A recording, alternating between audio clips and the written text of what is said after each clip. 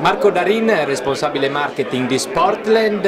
Per arrivare all'evoluzione di questo progetto avete fatto anche una ricerca sul turista sportivo del futuro. Che identikit è emerso? È emerso un identikit di un turista che è molto attento, appassionato e molto determinato.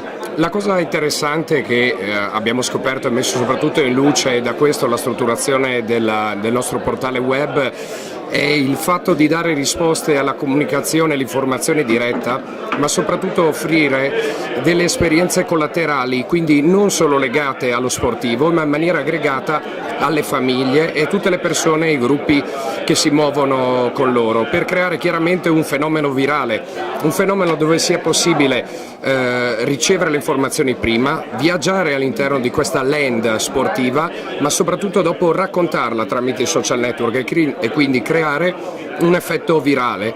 Questa è un po' la chiave del turismo, che è dato di esperienza, non è dato solo di destinazione, è dato di voler vivere lo sport e poi scoprire una terra che ospita lo sport.